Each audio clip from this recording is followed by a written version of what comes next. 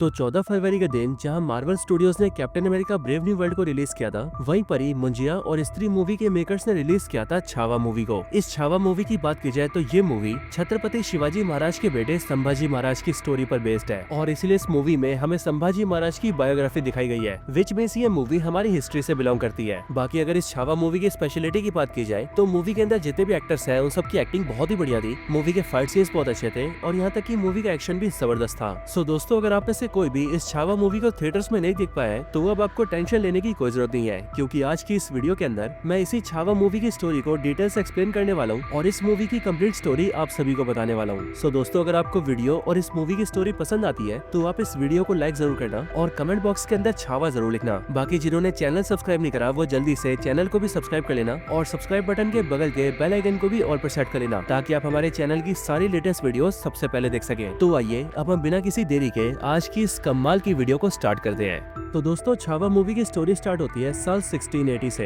लेकिन इस मूवी के स्टार्ट होते ही हमें 1680 से भी पहले का पास्ट दिखाया जाता है और इस पास्ट के अंदर हम इंडिया की हिस्ट्री जानते हैं। हमें पता लगता है कि 16th सेंचुरी तक इंडिया के मोस्टली एरियाज को इंडियन किंग्स रूल करते थे, लेकिन 16th सेंचुरी में पहली बार बाबर ने इंडिया पर कब्जा करा और उसी ने शुरुआत करी मुगल साम्राज्य की, जिसके बाद आगे चलकर मुगल एम्परर्स ही इंडिया पर रूल करते रहे और ये सारे के सारे मुगल एम्परर्स बहुत ही ज्यादा क्रूर थे और इसीलिए ये इंडियंस के ऊपर काफी ज्यादा अत्याचार करते थे। लेकिन इसी मुगल साम्राज्य का जो छठा एम्परर था उसका नाम था औरंगजेब, और ये औरंगजेब सारे मुगल्स में भी सबसे ज्यादा क्रूर था, इसीलिए इसने इंडिया के लोगों को काफी ज्यादा परेशान किया था। लेकिन फिर यहीं पर इतिहास में एंट्री होती है शिवाजी महाराज की, जिनका असली नाम था शिवाजी भोसले। शिवाजी भोसले मराठा एम्पायर के फाउंडर थे, क्योंकि इन्होंने इंडिया के अंदर मराठा एम्पायर को एस्टेब्लिश किया था और जब ये पूरे मराठा एम्पायर के किंग बने थे तब इनका नाम पड़ा था छत्रपति शिवाजी महाराज। इसके साथ ही छत्रपति शिवाजी महाराज की जो सोच थी वो औरंगजेब से बिल्कुल उल्टी थी, क्योंकि जहाँ औरंगजेब सभी पर कब्जा करके उन्हें अपने हिसाब से रखता था, वहीं पर ही जो शिवाजी महाराज थे वो स्वराज में बिलीव करते थे, यानी कि एक ऐसा राज जहाँ पर सारे इंसानों को बराबर के राइट्स मिले और हर इंसान अपनी जिंदगी के फैसले खुद ही ले सके। और अपने इसी स्वराज की सोच को लेकर छत्रपति शिवाजी महाराज ने मराठा एम्पायर को काफी बड़ा कर दिया था। लेकिन इस दौरान औरंगजेब ने उन्हें मारने की काफी कोशिशें की थी, लेकिन उसने जितनी बार भी शिवाजी महाराज से लड़ने की कोशिश की तब शिवाजी महाराज ने हर बार उसकी आर्मी को हरा दिया और हर एक बार औरंगजेब को हार का सामना करना पड़ा। और दोस्तों, ये जो छावा मूवी है ये इन्हीं छत्रपति शिवाजी महाराज के बेटे संभाजी महाराज के ऊपर बेस्ड है। अब दोस्तों, इस पास्ट की कहानी के खत्म होते ही हम दिल्ली का लाल किला देखते हैं और हमें पता लगता है कि ये साल 1680 है एंड इस टाइम पर औरंगजेब लाल किला के जरिए पूरे इंडिया पर कंट्रोल करके बैठा है। लेकिन यहाँ पर थोड़ी देर बाद ही औरंगजेब को एक खबर मिलती है कि मराठा एम्पायर के किंग छत्रपति शिवाजी महाराज की मौत हो चुकी है, और ये बात जैसी औरंगजेब के दरबार में आती है वैसे इस बात को सुनकर सारे दरबार के लोग काफी खुश होते हैं और साथ ही जो औरंगजेब होता है वो इस बात से खुश होकर सबको पार्टी भी देता है। लेकिन अब इसके बाद ही सीन शिफ्ट होता है और हम सीधा मध्य प्रदेश के एक शहर बुरहानपुर को देखते हैं। इस बुरहानपुर में हम ये देखते हैं कि यहाँ पर मुगल साम्राज्य के काफी सारे सोल्जर्स होते हैं। साथ ही साथ हमें ये भी पता लगता है कि ये बुरहानपुर औरंगजेब का सबसे फेवरेट शहर है। अब इस बुरहानपुर के किले के अंदर जितने भी सारे सोल्जर्स होते हैं वो भी यहाँ पर शिवाजी महाराज की मौत की खबर सुन के काफी खुश होते हैं, बट ये लोग अचानक से इस बात को फील करते हैं कि मराठा एम्पायर के कई सारे सोल्जर्स उन पर अटैक करने आ रहे हैं। इस बात को जानते ही सारे सोल्जर्स जल्दी से तैयार होते हैं और अपने वेपन्स को लेकर किले के बाहर आ जाते हैं ताकि वो मराठा एम्पायर के सोल्जर्स का सामना कर सके। लेकिन जब मराठा एम्पायर के सोल्जर्स पास आते हैं तब मुगल एम्पायर के सोल्जर्स ये देखते हैं कि उनके सामने मराठा एम्पायर का कोई सोल्जर नहीं है, बल्कि सिर्फ और सिर्फ घोड़े हैं। और ऐसा इसीलिए दोस्तों क्योंकि मराठा एम्पायर के सोल्जर्स ने उनके सामने घोड़े छोड़ दिए थे ताकि सभी का ध्यान घोड़ों पर जाए। और इतने में हम ये देखते हैं कि मराठा एम्पायर के सोल्जर्स अगल बगल के रास्तों से किले के अंदर एंटर हो जाते हैं और देखते देखते मुगल सोल्जर्स के ऊपर अटैक कर देते हैं। इसके बाद ही सभी सोल्जर्स की फाइट स्टार्ट होती है, लेकिन फिर वहाँ पर जितने भी मराठा एम्पायर के सोल्जर्स होते हैं उनके बीच से एंट्री होती है छावा की, यानी कि शिवाजी महाराज के बेटे संभाजी महाराज की। और जैसा कि आप सब जानते हैं कि संभाजी महाराज को विक्की कौशल ने प्ले किया है। यहाँ पर हम ये देखते हैं कि संभाजी महाराज के साथ काफी कम सोल्जर्स होते हैं, लेकिन तब भी वो लोग देखते ही देखते मुगल सोल्जर्स को पेलने लगते हैं। और यहाँ पर मुगल सोल्जर्स का जो लीडर होता है उसका सामना सीधा संभाजी से होता है, लेकिन वो इस लड़ाई के अंदर ट्रैप को यूज करता है और संभाजी महाराज को नीचे के एक तहखाने में गिरा देता है। और जब संभाजी उस तहखाने में गिरता है तब वो देखता है कि वहाँ पर एक शेर है जो कि देखते देखते संभाजी पर अटैक कर देता है। लेकिन दोस्तों, यहाँ पर हम संभाजी की पावर्स और उसकी ब्रेवरी देखते हैं और हमें पता लगता है कि संभाजी महाराज देखते देखते उस शेर को ढेर कर देता है। लेकिन जब आखिर में वो शेर नहीं मानता तब संभाजी अपने दोनों हाथों से उसके दांत पकड़ता है और अपनी हाथों की ताकत से उसका मुंह चीर देता है और फिर उस शेर को मारकर संभाजी बाहर निकलता है एंड देन वो वहाँ के सारे मुगल सोल्जर्स को बीट कर देता है। और फिर इन सब के बाद संभाजी वहाँ के सोल्जर्स के लीडर को घुटना पर लाता है और उसे जिंदा छोड़कर उससे कहता है कि जब औरंगजेब यहाँ पर आए तो तब तुम उसे बता देना कि ये सारा काम शिवाजी के बेटे संभाजी ने किया है। और औरंगजेब ये जरा भी न सोचे कि शिवाजी के मरने के बाद मराठा एम्पायर कमजोर हुआ है, बल्कि बेशक से शिवाजी महाराज जो कि एक शेर थे वो मर गए हैं, लेकिन उन शेर का बेटा यानी कि छावा अभी भी जिंदा है और इस छावा के जिंदा रहते औरंगजेब कभी भी मराठा एम्पायर को हरा नहीं सकता है। और फिर ये सब करने के बाद ही संभाजी अपनी पूरी आर्मी लेकर वापस चला जाता है। इसके बाद औरंगजेब को जैसे इस बारे में पता लगता है वैसे वो जल्दी से बुरहानपुर आता है और यहाँ कर वो ये देखता है कि उसकी फेवरेट शहर को संभाजी महाराज और उसके सारे सोल्जर्स ने जहन्नुम बना दिया है। लेकिन ये सब देखकर औरंगजेब को बहुत ज्यादा गुस्सा आता है और इसीलिए वो अपनी आर्मी को ऑर्डर्स देता है कि वो सब लोग जल्दी से तैयारी करें और मराठा एम्पायर पर हमला करें और पूरे मराठा एम्पायर को बर्बाद करके वो लोग संभाजी महाराज को कैद कर ले और उसे मेरे पास लेकर आए। और फिर हम भी ये देखते हैं कि औरंगजेब के कहने पर उसकी आर्मी तैयारी करने लगती है और जल्दी से जल्दी मराठा एम्पायर की ओर निकल जाती है। अब दोस्तों इसके बाद ही सीन शिफ्ट होता है और हम सीधा मराठा एम्पायर को देखते हैं। मराठा एम्पायर के अंदर हम सीधा रायगढ़ के किले को देखते हैं जो किला महाराष्ट्र के अंदर है एंड इसी रायगढ़ किले के अंदर रहकर संभाजी महाराज पूरे मराठा एम्पायर को रूल करते हैं। इस रायगढ़ किले के अंदर संभाजी अपनी पूरी आर्मी के साथ लौटता है और फिर उसके यहाँ आने के बाद हम मराठा एम्पायर के कई सारे इंपॉर्टेंट कैरेक्टर्स को देखते हैं। यहाँ पर हम सबसे पहले संभाजी की वाइफ से मिलते हैं जिनका नाम होता है येसुबाई और इन्हें मूवी के अंदर प्ले किया है रश्मिका मंडाना ने। इसके साथ ही हम संभाजी महाराज के एक सौतेली माँ से भी मिलते हैं जिनका नाम सोयराबाई होता है और साथ ही उनका एक 11 साल का बेटा भी होता है जिसका नाम राजा राम होता है और ये राजा राम संभाजी का सौतेला छोटा भाई होता है। बाकी इनके साथ भी हम कई सारे इंपॉर्टेंट कैरेक्टर से मिलते हैं जिनमें शामिल होते हैं मराठा एम्पायर के आर्मी चीफ सर सेनापति जिन्हें एक्टर आशुतोष राणा ने प्ले किया है और साथ ही साथ हम संभाजी के एक फ्रेंड से भी मिलते हैं जिनका नाम होता है कवि कलश और इस कवि कलश को प्ले किया है एक्टर विनीत कुमार सिंह ने। अब दोस्तों यहाँ पर हम ये देखते हैं कि छत्रपति शिवाजी महाराज की मौत की वजह से मराठा एम्पायर के लोगों को और सोल्जर्स को थोड़ा सा दुख तो होता है, लेकिन उन सभी को शिवाजी महाराज के बेटे संभाजी महाराज के नया राजा बनने की खुशी भी होती है। और इसी अगले सीन में हम ये देखते हैं कि मराठा एम्पायर के अंदर संभाजी महाराज का राज्याभिषेक किया जाता है और उन्हें मराठा एम्पायर का नया राजा बनाया जाता है, यानी कि मराठा एम्पायर का नया छत्रपति, जिसके बाद संभाजी कहलाते हैं छत्रपति संभाजी महाराज। अब दोस्तों यहाँ पर हम ये देखते हैं कि संभाजी का नया छत्रपति बनने की वजह से सभी लोग काफी खुश होते हैं, लेकिन संभाजी की जो सौतेली माँ होती है जिनका नाम सोयराबाई होता है वो उनके राजा बनने से बिल्कुल भी खुश नहीं होती है और ऐसा इसीलिए क्योंकि उनका जो बेटा होता है जिसका नाम राजा राम होता है वो उसे ही राजा बनते हुए देखना चाहती है। और इसलिए दोस्तों सोयराबाई ये प्लान बनाती है कि वो संभाजी महाराज को मरवा देगी ताकि संभाजी के मरते ही उनका बेटा राजा बने। और इस काम के लिए हम ये देखते हैं कि मराठा एम्पायर के 5 सीनियर लेवल के मिनिस्टर्स इस काम में सोयराबाई के साथ मिले होते हैं और इसलिए ये पांचों भी सोयराबाई के साथ मिलकर संभाजी को मारने का प्लान बनाने लगते हैं। लेकिन अब इसके बाद ही सीन शिफ्ट होता है और हम संभाजी के वाइफ के 2 भाइयों से मिलते हैं, यानी कि संभाजी महाराज के सालों से। यहाँ पर संभाजी के जो ये दोनों साले होते हैं वो उनसे मिलकर कहते हैं कि वो शिवाजी महाराज और संभाजी महाराज के स्वराज की सोच से काफी खुश है, लेकिन असल में वो लोग ये चाहते हैं कि वो लोग जिस एरियाज के लीडर हैं उन्हें उस एरिया का पूरा कंट्रोल दे दिया जाए ताकि वो लोग उस एरिया को अपने हिसाब से चला सके। लेकिन दोस्तों हम ये देखते हैं कि जो संभाजी महाराज होते हैं वो ऐसा करने से मना कर देते हैं और ऐसा इसीलिए क्योंकि अगर संभाजी ने उन्हें अपने इलाके को अपने हिसाब से चलाने को दे दिया तो इस चीज की डिमांड बाकी लोग भी करेंगे एंड अगर ऐसा होता है तो स्वराज यानी कि लोगों का राज कभी नहीं आएगा और इसीलिए स्वराज की खातिर संभाजी ऐसा करने से मना कर देते हैं। लेकिन दोस्तों हम ये देखते हैं कि संभाजी के मना करने की वजह से संभाजी के दोनों सालों को काफी गुस्सा आता है और वो मन ही मन संभाजी से जलने लगते हैं। लेकिन अब इसी टाइम पर हम दूसरी तरफ औरंगजेब को देखते हैं जहाँ पर हमें पता लगता है कि औरंगजेब के कई सारे बच्चों में उसका एक बेटा था जिसका नाम था अकबर और ये अकबर औरंगजेब को धोखा देके राजा बनना चाहता था, जिसके लिए उसका प्लान था कि वो अपने फादर को मार दे और मुगल साम्राज्य का नया राजा बन जाए। लेकिन जब औरंगजेब को इस बारे में पता लग गया तब उसके बेटे अकबर की जान खतरे में आ गई और इसीलिए अकबर वहाँ से भाग गया और वो अपने कई सारे सैनिकों के साथ मिलकर मराठा एम्पायर में घुस गया। अब मराठा एम्पायर में आने के बाद ही जो अकबर होता है वो सीधा संभाजी को मिलने को बुलाता है और उनसे बातचीत करता है और उनसे बात करके वो संभाजी से कहता है कि वो जानता है कि संभाजी का दुश्मन भी औरंगजेब ही है और साथ ही साथ वो भी अपने फादर औरंगजेब को मारना चाहता है और इसीलिए उसका ये प्लान है कि वो और संभाजी साथ मिल जाए और वो लोग मिलकर औरंगजेब को खत्म कर दे। लेकिन दोस्तों हम ये देखते हैं कि संभाजी ऐसा करने से मना कर देता है और संभाजी अकबर से सिंपली ये बोलता है कि मराठा कभी भी मुगल का साथ नहीं देते क्योंकि कोई भी मुगल विश्वास के काबिल नहीं है और फिर ये बोलकर संभाजी वहाँ से जाने लगता है। लेकिन फिर उसी टाइम पर अकबर संभाजी को एक रिटर्न पेपर दिखाता है और वो पेपर संभाजी को पढ़ने के लिए देता है, जिसके बाद जब संभाजी उस पेपर को पढ़ता है तब उसे पता लगता है कि उस पेपर का जो लेटर है वो उसकी सौतेली माँ सोयराबाई ने लिखा है और ये लेटर सोयराबाई ने अकबर को भिजवाया होता है और उस लेटर में ये लिखा होता है कि अकबर संभाजी को मारने में सोयराबाई की मदद करे और अगर अकबर संभाजी को मार देता है तो उसके बाद सोयराबाई मुगल साम्राज्य का नया राजा अपने बेटे को बनाएगी और जब उसका बेटा राजा राम नया राजा बन जाएगा तब अकबर को मुगल साम्राज्य का जितना हिस्सा चाहिए होगा वो उसे खुशी खुशी दे देगी। अब इन सारी बातों को पढ़ने के बाद ही संभाजी को बहुत बड़ा धक्का लगता है और अब क्योंकि अकबर ने संभाजी को एक सच्चाई बताई होती है इसलिए संभाजी अकबर का साथ तो नहीं देता, लेकिन वो अकबर को एक वचन देता है और वो अकबर से कहता है कि वो जानता है कि औरंगजेब यानी कि उसका बाप उसके पीछे पड़ा है और अगर अकबर औरंगजेब के हाथ पड़ा तो वो उसे मार देगा। लेकिन संभाजी अकबर को ये वचन देता है कि जब तक वो मराठा एम्पायर की जमीन पर खड़ा है तब तक औरंगजेब उसका कुछ नहीं बिगाड़ सकता है और अगर औरंगजेब या फिर उसकी आर्मी का कोई भी मेंबर उसे मारने आता है तो संभाजी खुद अकबर की प्रोटेक्शन करेगा। अब ये वचन देने के बाद ही संभाजी जल्दी से रायगढ़ अपने महल में आता है और फिर वो जल्दी से उन 5 आदमियों को ढूंढ लेता है जिन्होंने संभाजी को मारने के प्लान में सोयराबाई का साथ दिया था और उन 5 को ढूंढकर संभाजी उन 5 को हाथी से कुचलवा के मार देता है क्योंकि उस सब ने अपने राजा को मारने का प्लान बनाया था, जो कि एक बहुत ही बड़ा क्राइम होता है। लेकिन अगर बात करें सोयराबाई की तो सोयराबाई संभाजी की सौतेली माँ थी और संभाजी उनसे बहुत ज्यादा प्यार करता था और इसीलिए संभाजी उनसे कुछ नहीं कहता है। लेकिन जब सोयराबाई अपने रूम में सो रही होती है तब संभाजी उनके पास जाता है और वो उनके पैर छूकर ये प्रे करता है कि उनकी माँ यानी कि सोयराबाई अपनी लाइफ में जो भी चाहे उन्हें वो मिल जाए और भगवान उनकी सारी इच्छाओं को पूरा करे। लेकिन दोस्तों इसके बाद ही हम ये देखते हैं कि औरंगजेब ने मराठा एम्पायर पर अटैक करने के लिए अपनी जो लाखों की आर्मी भेजी थी वो देखते देखते मराठा एम्पायर तक पहुंच जाती है और फिर मुगल एम्पायर के सारे सोल्जर्स मराठा एम्पायर में घुसकर वहाँ के सारे गाँव को डिस्ट्रॉय करने लगते हैं और सभी आम लोगों को जान से मार देते हैं। वो मर्दों को मारते हैं, औरतों को मारते हैं, बूढ़ों को मारते हैं और यहाँ तक कि सारे बच्चों को भी मारने लगते हैं। साथ ही साथ वो उनके घरों को लूट लेते हैं और लूट कर उन सबके घर को आग भी लगा देते हैं। और हम ये देखते हैं कि वो सारे मुगल सोल्जर्स देखते ही देखते मराठा एम्पायर के सारे गाँव को डिस्ट्रॉय करने लगते हैं। लेकिन अब इन सब के बारे में जैसे संभाजी को पता लगता है वैसे वो उन सारे मुगल सोल्जर्स को रोकने का और उन्हें हराने का प्लान बनाता है। लेकिन उन्हें ये पता लगता है कि जो मुगल एम्पायर के सोल्जर्स हैं उनकी संख्या लाखों में है और मराठा एम्पायर के सोल्जर्स सिर्फ और सिर्फ 25,000 है। लेकिन सिर्फ 25,000 होने के बाद भी मराठा एम्पायर के सारे सोल्जर्स उन लाखों सोल्जर्स से लड़ने के लिए तैयार होते हैं। लेकिन संभाजी सीधी लड़ाई से मना कर देता है क्योंकि वो जानता है कि सीधी लड़ाई में शायद से वो उन सारे मुगल सोल्जर्स को हरा तो देंगे बट ऐसा करने में मराठा एम्पायर के भी काफी सोल्जर्स मारे जाएंगे और संभाजी ऐसा नहीं चाहता था एंड इसके लिए वो ये डिसाइड करता है कि वो मुगल सोल्जर्स को हराने के लिए गुरिल्ला वॉरफेयर का यूज करेगा। अब दोस्तों ये जो गुरिल्ला वॉरफेयर होती है ये युद्ध का एक ऐसा तरीका होता है जिसमें दुश्मन से सामने से नहीं लड़ा जाता है बल्कि इसमें दुश्मन पर छुपकर वार किया जाता है और बिल्कुल तेजी से दुश्मन को खत्म कर दिया जाता है। और दोस्तों मैं आपको बता दूं कि जो गुरिल्ला वॉरफेयर है इसकी शुरुआत इंडिया में शिवाजी महाराज ने की थी और इसलिए मराठा एम्पायर के सोल्जर्स गुरिल्ला वॉरफेयर के बारे में काफी बढ़िया से जानते हैं। अब ये डिसाइड करने के बाद ही संभाजी और उनके मराठा एम्पायर के सारे सोल्जर्स मिलकर मुगल सोल्जर्स को घेर घेर के मारते हैं। मुगल सोल्जर्स अगर जंगल में होते हैं तो वो लोग जंगल में छुप के मारते हैं और अगर वो लोग पहाड़ों पर होते हैं तो मराठा एम्पायर के सोल्जर्स उन्हें पहाड़ों पे छुप छुप के मारते हैं और इस तरह से देखते देखते वो सारे मुगल सोल्जर्स को मारने लगते हैं। बढ़िया देखकर औरंगजेब और सारे सोल्जर्स भेजता है लेकिन मराठा एम्पायर के सोल्जर्स उन्हें भी धीरे धीरे करके खत्म कर देते हैं और इस तरह से धीरे धीरे करके 8 साल बीत जाते हैं यानी कि 8 सालों तक इसी तरह की लड़ाई चलती रहती है। लेकिन हर एक लड़ाई को मराठा एम्पायर के सोल्जर्स ही जीतते हैं। पर 8 सालों बाद औरंगजेब को ये पता लगता है कि इस तरीके से हार हार कर उसकी जो सोल्जर्स की आर्मी है वो आधी हो गई है। साथ ही साथ उसके खजाने का स्टॉक भी काफी कम हो गया है क्योंकि उसने लड़ने में अपना काफी सारा पैसा गवा दिया है। लेकिन जब इन सारी बातों से मुगल एम्पायर परेशान होता है कि अब उन्हें आगे क्या करना चाहिए तब उसी टाइम पर उनके साथ अचानक से एक बड़ी अजीब सी घटना होती है और वो घटना ये होती है कि जो संभाजी के 2 साले होते हैं वो सीधा औरंगजेब से मिलने आते हैं। औरंगजेब से मिलके संभाजी के दोनों साले उससे कहते हैं कि औरंगजेब की तरह ही वो लोग भी संभाजी को जान से मारना चाहते हैं और इसलिए संभाजी को मारने में वो लोग औरंगजेब की हेल्प करेंगे। बस बदले में वो लोग ये चाहते हैं कि संभाजी को मारने के बाद मराठा एम्पायर के अंदर उनका जो एरिया है औरंगजेब उन्हें वो एरिया पूरी तरह से सौंप दे और आगे भी उनसे वो एरिया कभी न छीने ताकि वो दोनों अपने एरिया को अपने हिसाब से रूल कर सके। अब औरंगजेब इस प्रस्ताव को मान जाता है जिसके बाद उन दोनों की डील हो जाती है और संभाजी के दोनों साले औरंगजेब से मिल जाते हैं। इधर दूसरी तरफ मराठा एम्पायर में हम ये देखते हैं कि मराठा एम्पायर के सोल्जर्स धीरे धीरे करके सारी वॉर्स को जीतते जा रहे थे और ऐसा कर करके उन्होंने औरंगजेब और मुगल एम्पायर को काफी कमजोर कर दिया था। अब इसके बाद मराठा एम्पायर के जितने भी एरिया लीडर्स थे उन सभी को संभाजी एक मीटिंग के लिए बुलाता है और ये मीटिंग रखी जाती है महाराष्ट्र के संगमेश्वर में। अब संगमेश्वर के अंदर ये मीटिंग इसीलिए रखी गई है ताकि संभाजी सभी के साथ मिलकर आगे की लड़ाइयों की स्ट्रेटेजी बना सके और स्ट्रेटेजी बनाकर मराठा एम्पायर की आर्मी को एक साथ किया जाए और एक साथ मिलकर औरंगजेब की मुगल एम्पायर पर अटैक किया जाए। और अगर मराठा एम्पायर ने ऐसा कर दिया तो फिर वो लोग औरंगजेब को जरूर हरा देंगे जिसके बाद जाकर वो पूरे भारत देश को मुगल साम्राज्य से फ्री करा देंगे और फिर जाकर निर्माण होगा एक अखंड भारत का और फिर उस अखंड भारत में स्वराज की स्थापना होगी और इस तरह से संभाजी महाराज, शिवाजी महाराज और पूरे मराठा एम्पायर का सपना सच करेगा। अब इसी सोच को लेकर संभाजी रामेश्वरम में मीटिंग करता है और हम ये देखते हैं कि इस मीटिंग के अंदर 250 वॉरियर्स होते हैं जिन सभी 250 वॉरियर्स को संभाजी पहले मोटिवेट करता है एंड देन सभी मिलकर अपनी बड़ी लड़ाई की स्ट्रेटेजी बनाते हैं। लेकिन अब इन सब के बाद रात होने पर वो लोग यहाँ पर सो जाते हैं और सबके सोने पर कुछ वॉरियर्स यहाँ पर पहरेदारी करते हैं। लेकिन जो लोग पहरेदारी कर रहे होते हैं वो लोग ये देखते हैं कि उनके सामने से मुगल एम्पायर की एक बड़ी सी आर्मी चलकर आ रही है। लेकिन जिस रास्ते से मुगल एम्पायर के सोल्जर्स आ रहे होते हैं उस रास्ते को देखकर वो लोग काफी दंग रह जाते हैं क्योंकि वो रास्ता असल में एक सीक्रेट रूट होता है और इस रास्ते के बारे में सिर्फ मराठा एम्पायर के वॉरियर्स को ही पता होता है। लेकिन फिर कुछ टाइम बाद ही वो लोग ये देखते हैं कि वो सारे मुगल सोल्जर्स जो कि उनके तरफ आ रहे हैं उन सभी के साथ संभाजी के दोनों साले भी हैं और इसलिए उन दोनों को वहाँ पर देखकर वो सभी ये समझ जाते हैं कि संभाजी के दोनों सालों ने संभाजी और मराठा एम्पायर के साथ विश्वासघात किया है और वो दोनों औरंगजेब के साथ मिल गए हैं। और इसलिए ये बात जानते ही वो लोग जल्दी से संभाजी के पास जाते हैं और उन्हें ये सारी बात बताकर अलर्ट करते हैं और उनके साथ साथ वो सारे मराठा एम्पायर के वॉरियर्स को भी जगा देते हैं जिसके बाद सबको सिचुएशन का पता लगता है। अब यहाँ संगमेश्वर के अंदर टोटल 250 मराठा वॉरियर्स होते हैं लेकिन जो मुगल एम्पायर के सोल्जर्स उनके सामने से आ रहे होते हैं उनकी संख्या 5000 की होती है और इसीलिए उन सबको देखकर ये सारे मराठा वॉरियर्स संभाजी से कहते हैं कि वो जल्दी से जल्दी यहाँ से निकल जाएं और जल्दी से रायगढ़ जाएं क्योंकि संभाजी मराठा एम्पायर के छत्रपति हैं और इसीलिए उनका सही सलामत रहना बहुत जरूरी है और इसलिए संभाजी को जल्दी से यहाँ से निकल जाना चाहिए। क्योंकि दोस्तों हम ये भी देखते हैं कि यहाँ पर जो 5000 के मुगल सोल्जर्स होते हैं उन सब के पास हर तरह के हथियार होते हैं और वहीं पर जो मराठा वॉरियर्स होते हैं उनके पास सिर्फ और सिर्फ उनकी एक तलवार होती है। लेकिन दोस्तों यहाँ पर हम ये देखते हैं कि संभाजी यहाँ से जाने से मना कर देता है और वो अपनी जगह एक दूसरे वॉरियर को रायगढ़ भेज देता है एंड उससे कहता है कि यहाँ पर जो भी हो रहा है उस बारे में वहाँ पर जाकर सबको बता दो और उसको भेजने के बाद वो अपने सारे वॉरियर से कहता है कि शायद से आप सब ये भूल रहे हैं कि मैं एक शेर का बेटा हूँ, मैं एक छावा हूँ और एक छावा कभी भी कुत्तों से नहीं डरता है और इसीलिए मैं यहाँ रहकर इन सबका सामना करूंगा। संभाजी की बात सुनकर सारे वॉरियर्स के अंदर जोश आ जाता है और इसीलिए वो सभी संभाजी के साथ मिलकर लड़ने के लिए पूरी तरह से तैयार हो जाते हैं। लेकिन फिर दोस्तों देखते देखते अटैक हो जाता है और मुगल सोल्जर्स जल्दी जल्दी करके संगमेश्वर के अंदर एंटर होने लगते हैं और फिर हम ये देखते हैं कि दोनों साइड के सोल्जर्स एक दूसरे को मारने लगते हैं। लेकिन अब क्योंकि दोस्तों मुगल सोल्जर्स 5000 होते हैं और मराठा सोल्जर्स सिर्फ 250, वो भी अनप्रिपेयर्ड, इसीलिए इस लड़ाई के अंदर मराठा वॉरियर्स की हार होने लगती है और हम ये देखते हैं कि मराठा वॉरियर्स धीरे धीरे करके मरने लगते हैं। इसके बाद कई घंटों की लड़ाई के बाद मराठा वॉरियर्स लगभग खत्म हो जाते हैं और अगर बचते हैं तो सिर्फ संभाजी और उनका एक दोस्त। लेकिन ये दोनों अभी भी बहादुरी से मुगल सोल्जर्स का सामना कर रहे होते हैं और मुगल का कोई भी सोल्जर संभाजी को छू भी नहीं पा रहा होता है। लेकिन यहाँ पर भी संभाजी के दोनों साले मुगल सोल्जर्स को ये बता देते हैं कि उन लोगों को संभाजी को हराने के लिए उनके हाथों को जकड़ना होगा और फिर ये बात जानते ही जो मुगल सोल्जर्स होते हैं वो जल्दी से कई सारी चेन्स का इस्तेमाल करते हैं और चेन फेंक फेंक के संभाजी के दोनों हाथ और दोनों पैर को जकड़ लेते हैं। और फिर जब संभाजी चेनों की वजह से कुछ नहीं कर पाता तब मुगल सोल्जर्स देखते देखते संभाजी को तलवार से काटने लगते हैं और उसे पूरी तरह से लहूलुहान कर देते हैं। इसके बाद संभाजी को और उसके दोस्त कवि कलश दोनों को औरंगजेब के पास ले जाया जाता है, जहाँ पहुँचने के बाद ही औरंगजेब सबसे पहले कवि कलश को मरवा देता है और संभाजी को अपने सामने बंधवा देता है और फिर वो संभाजी से अपने सामने हार मानने के लिए कहता है। लेकिन संभाजी औरंगजेब से हार नहीं मानता है और इसीलिए औरंगजेब सबसे पहले संभाजी की बॉडी के सारे नाखून उखड़वा देता है। देन उसके बाद वो उनके दोनों आंखों में गर्म सरिये डालकर उनकी आंखें फुड़वा देता है और फिर इसके बाद वो उनकी जीभ भी काट देता है और इसी तरह से औरंगजेब संभाजी के साथ सारे गलत काम करता है। लेकिन तब भी संभाजी औरंगजेब के सामने घुटने नहीं टेकता है। लेकिन कई दिनों तक इतना कुछ होने की वजह से संभाजी अपना देह त्याग कर देते हैं, यानी कि संभाजी की मृत्यु हो जाती है, पर अपने मरने तक भी वो औरंगजेब के सामने झुकते नहीं है। बाकी दोस्तों इसके बाद ही हम मराठा एम्पायर को देखते हैं, जहाँ पर हमें पता लगता है कि औरंगजेब ने अपने सारे सोल्जर्स का इस्तेमाल करके मराठा एम्पायर के रायगढ़ को पूरी तरह से घेर लिया था और इसी वजह से मराठा एम्पायर के वॉरियर्स संभाजी महाराज की मदद के लिए नहीं आ पाए थे। लेकिन जब संभाजी महाराज की मौत की खबर वहाँ पर पहुँचती है तब सबको बहुत ज्यादा दुख होता है। लेकिन फिर उसके बाद संभाजी के छोटे भाई राजा राम को नया छत्रपति बनाया जाता है। अब ये खबर जैसी औरंगजेब को पता लगती है वैसी ये खबर जिसने औरंगजेब को सुनाई होती है, औरंगजेब उसे चाकू मार के जान से मार देता है और फिर वो संभाजी महाराज की लाश के सामने आकर कहता है कि मुझे शिवाजी से बहुत ज्यादा जलन है, क्योंकि शिवाजी के घर में तुम जैसे शेर ने जन्म लिया था। संभाजी काश तुम्हारे जैसा मेरा बेटा होता, क्योंकि अगर तुम्हारे जैसा मेरा बेटा होता तो वो मेरे लिए पूरी दुनिया को जीत लेता। और फिर दोस्तों हम ये देखते हैं कि इसके साथ ही ये छावा मूवी यहीं पर एंड हो जाती है।